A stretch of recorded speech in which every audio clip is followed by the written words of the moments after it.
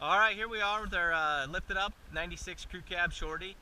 Got it all nice and warmed up. We got the lights working. We're going to fire it up here in just a minute. But it's got a loud exhaust, so I just want to make sure you guys can hear me good. Got the 4-way flashers going.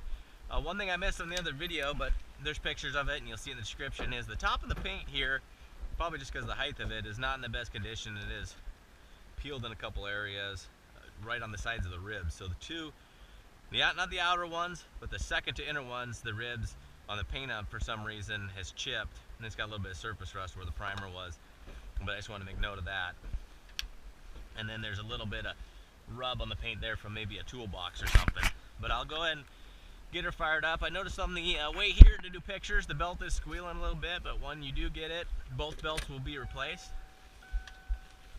So go ahead and pop the hood. You can hear it squeal a little bit, but you can hear that killer Flowmaster exhaust has a great sound to it. This truck has no exhaust leaks, no exhaust manifold leaks, cold or warm. So you 460 guys kind of know that's kind of a 460 issue, but just the belts are squealing a little bit, but we'll get that handled. That'll only be about $25 fix, so no biggie there.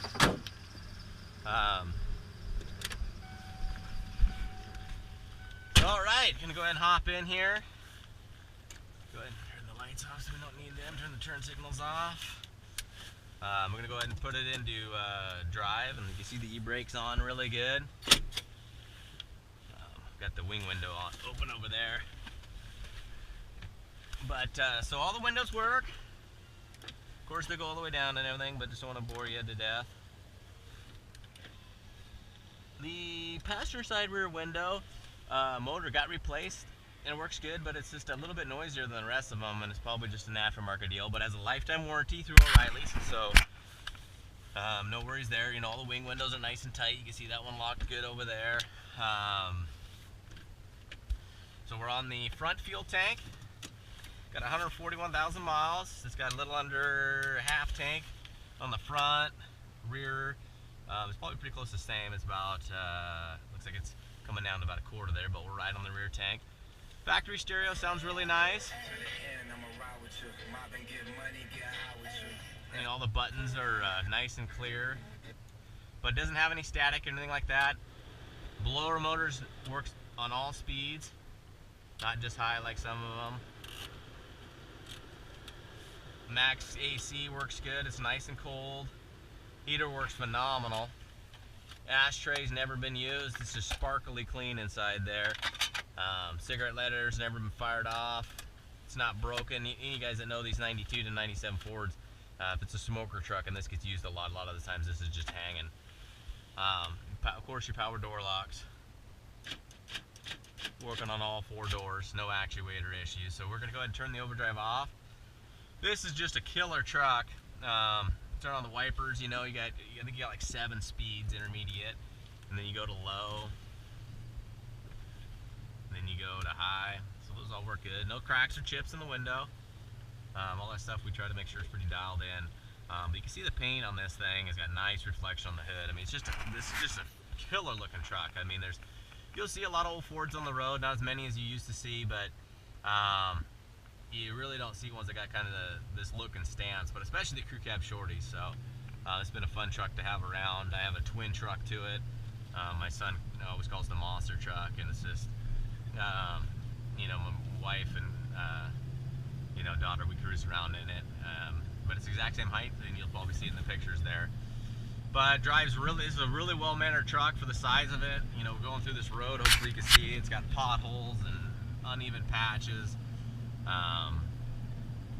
really bad condition. But the belt actually just started squealing this morning, so it's probably just because I've been driving it and doing the pictures and getting it ready to go. So I'll include a picture of the new belt in the ad also. But so we're gonna get on the highway here. Hopefully traffic allows us to get up to speed, and then I'll bust off the highway and kind of turn the overdrive off again. and do some tight S-curves, and there's a road with a bunch of potholes and bad patch jobs, so you can kind of see how tight this truck is. Driving it height-wise, you notice the height. I'm a little bit used to tall trucks. I deal with a lot of trucks, so you know, if you jump in from an Acura Integra into this every day, you'll notice the height, but it takes you a while. It takes you not very long to get used to it, but it doesn't act and feel like it's a super big truck. It's really well mannered, easy to drive, really well to see out all the windows. Hopefully you can see the gauges.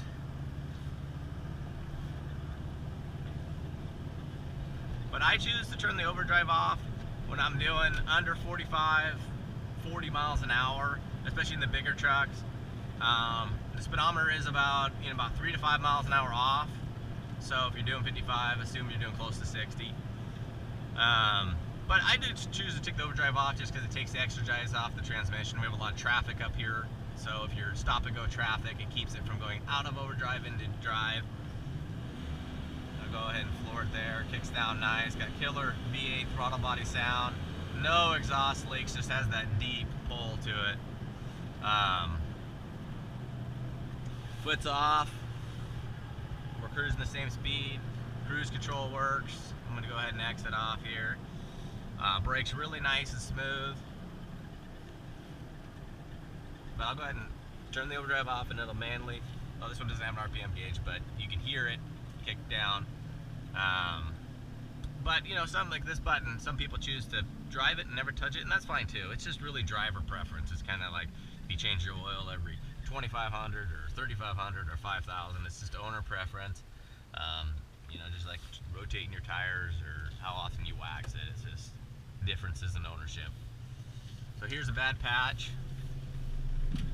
Soaks it up nice. Patch there is a pothole. Patch there. And then there's a patch up here. You know, all the gauges work nice. You see the temperature's up.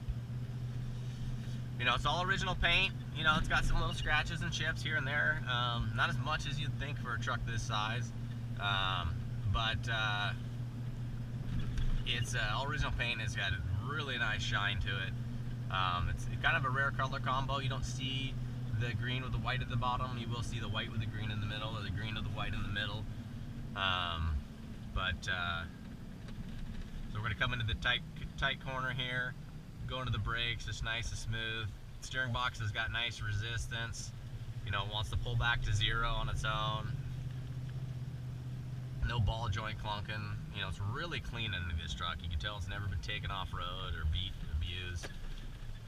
Really nice and tight. You know, it's easy and an extremely fun truck to drive and own. You know, it is a heavy heavy 3/4 ton. You know, so it, you know, rides a little rough, a little bouncy, but again, that's all part of having a fun truck like this. This truck will be going at no reserve, so good luck, everybody.